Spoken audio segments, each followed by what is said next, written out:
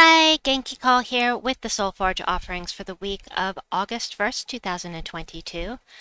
Let's look at the troops. So we'll go over the legendaries first. We've got Dracos 1337 from Adana. It silences, stuns, and drains mana from an enemy with a 25% chance to destroy them. Really a pain to fight. And decreases a random enemy's magic by 2 on 4+ gem matches. So if you have a looping team, you can make it so they can't do any spell damage to you, or greatly reduce it. It's a good troop, but I generally don't recommend crafting any legendaries. There are exceptions, but for the most part, I would not recommend crafting legendaries because 800 diamonds is a lot, and generally you're going to want to save those for mythics and weapons. If there's a specific team that you're dying to try out, like the Skull Waterfall team with Cilla, then that might be an exception. It's up to you. These are not ones that I generally would recommend crafting, spending 800 diamonds on, but that is up to you, of course. The thing that's amazing about Scylla with the Skull Waterfall team, and if you don't know what I'm talking about, at the end of this video, you'll see a thumbnail that says, Boom, Max Fun, and it showcases that team. Ba-dum-bum. So you can check that out. But it's the create a Bone Storm on 4+ gem matches, and then there's a reason this works, but this is what is special about Scylla. I don't ever cast her. She's here for that. On that Skull Waterfall team, and generally I don't use her, but she does do damage to the last enemy with a 25% chance to kill them, once again with that 25% chance to kill, and then she submerges all other allies. She does not submerge herself, just the other allies. And then Sekma, who I think is underrated. She is one of those double mana converters. She transforms blue gems to skulls and brown gems to yellow, does damage to an enemy boosted by all other allies' magic. So if you have a total of 100 magic, she's going to do half of that. So she'll do an additional 50 damage. So she's pretty powerful, really. If you've got the stats, she's got the damage to do. So, nice. Anyway, let's see what we have here from Mythics. I haven't looked. Oh, here's another legendary, Vadar the Vast. Cast on an enemy, there's a 10% chance to devour them, boosted by blue gems. So for every blue gem on the board, you get an extra 4% to this chance. Otherwise, deal damage. So if you're running with a blue heavy team, you can get it to where there's a 100% chance to devour with him, so long as they're not immune to devour. There are ways around that as well. Maybe I'll put my devour video at the end, the tiny tutorial about Devour for you. I'll try to remember to do that. And then gain some life, attack, and armor when matching 4+ gems, and deal double skull damage versus stunned enemies. It's okay to put him at the front of the team as long as you can get a Devour, because then you're going to boost all of these stats because you take on your enemy's stats when you devour them. Except for magic. All of these will be added to your total when you devour. All right, so always here. These are always here, all 3 of those. So, Zithinos and Zul'Goth also always here. Death. Death. He is one of the Apocalypse troops. I don't personally recommend crafting any of the Apocalypse troops until you have all of the other mythics in the game. Save Zithinos for last, and then do the Apocalypse troops right before that, because they don't have a kingdom. And increasing your power levels is really, really important in this game. It will really increase the enjoyment of the game, because it's going to boost your stats, it's going to boost your magic, and all of these totals right here, as well as get you more tributes, which will get you more gems and more gold and more glory. I digress. What died Deathmark, or bit? Blooper City today. What Death does is he death marks all enemies does some scattered damage boosted by his life with a 2-to-1 ratio. So let's say this was at 100. You take half of that and add an extra 50. The scattered damage isn't that much. It's the death mark that is really his kind of gimmick. And then steals 2 life for the first enemy at the start of every turn. And he's a necromancer, so that's nice. But again, he's an apocalypse troop. There is no kingdom for the apocalypse troops, which means you will not be boosting any power levels by getting this guy. So, personally, don't recommend him. This one for last, and the apocalypse troops immediately before. Zul'Goth is awesome. Get him when you can. He's expensive. Power orbs. Yikes. Alright. Anyway, Umenath. Umenath is from Pridelands. She's one of the 2 mythics for the Pridelands kingdom.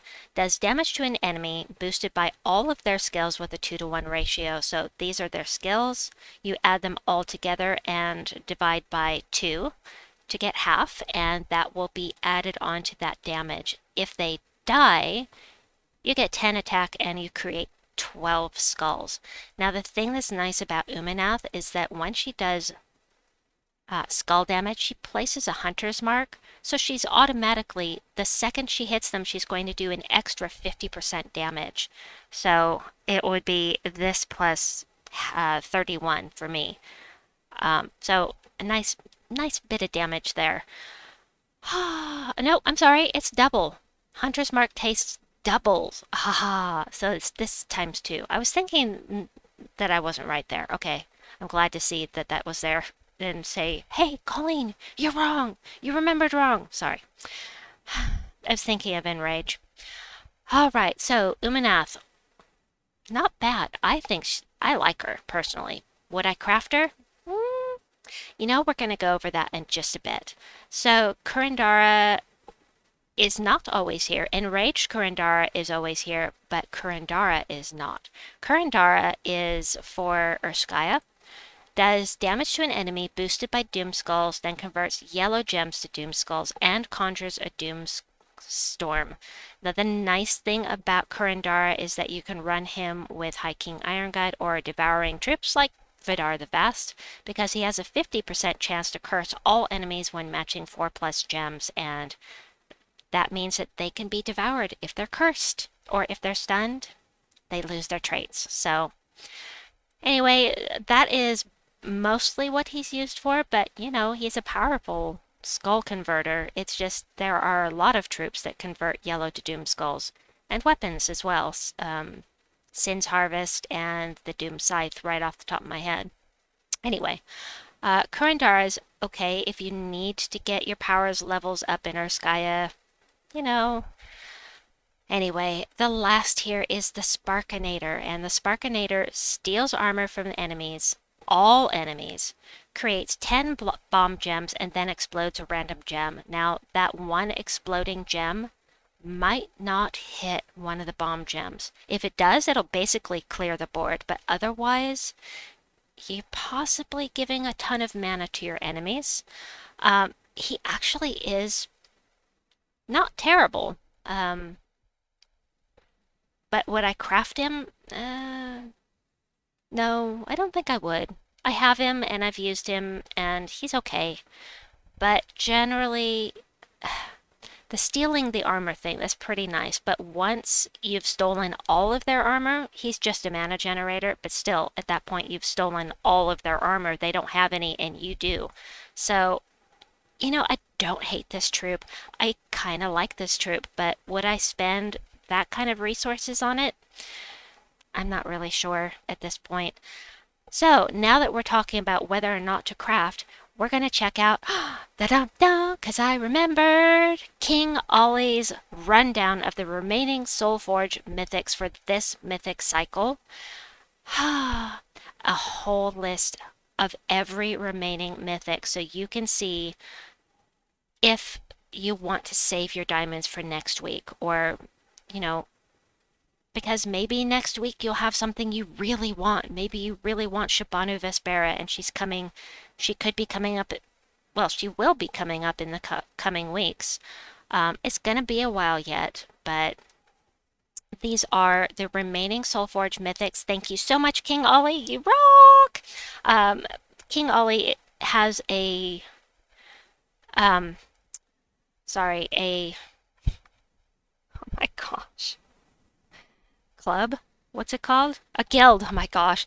King Ollie puts this together for his guild every week, and he is on the PlayStation Network. You can search for King Ollie on the PlayStation Network if you are interested in joining his guild. Okay, going back. Let's look at the weapons. I haven't looked at here yet, so there's a new one here. Now, don't craft this. Pretty sure this is in the raid boss shop, so let's go check. Yes, it is in the raid boss. My daughter is next to me, nodding her head wildly, like, yes, yes, it's there.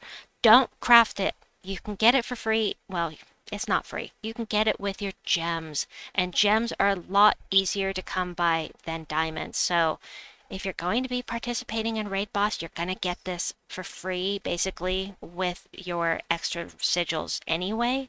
So get it here. But we'll go over the information.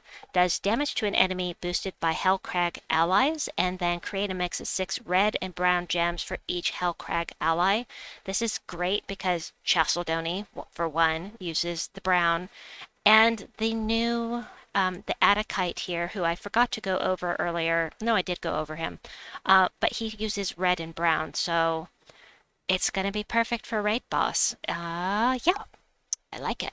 And it's another weapon for Hellcrag for our power levels later on. So, let's go over the other stuff. It's only been 2 weeks since we talked about this, but I'll go over it again in case you missed it 2 weeks ago. The other weapons that we have for this place, always here. The other one that's available is the Aegis of Hellcrag.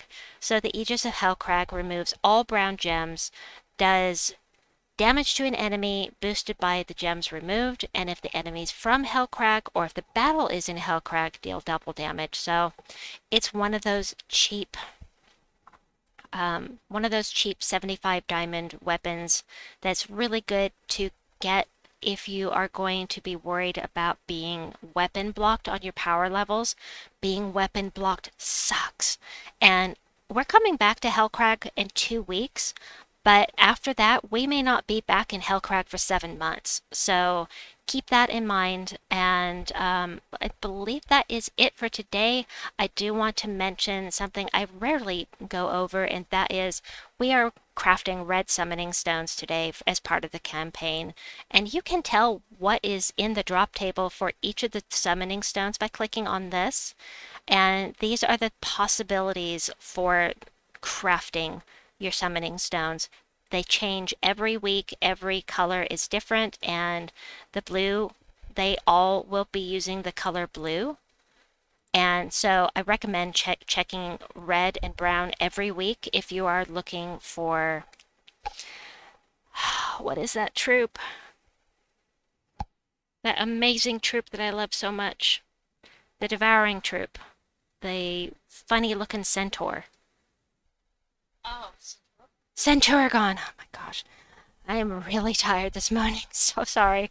Centurigon uses red and brown mana, and so you check the red summoning stones, check the brown summoning stones, and you can see he'd be on the right-hand side. I've seen him in here one time. That means he will be back eventually. So if you don't have him, keep an eye on this because he is definitely worth spending gems on, in my opinion, but he's not there right now, so I'll go over that again later. Anyway, I hope that you've enjoyed this video. I'll be back. I have 2 more videos to do. Please like and subscribe, and we'll see you soon. Bye-bye!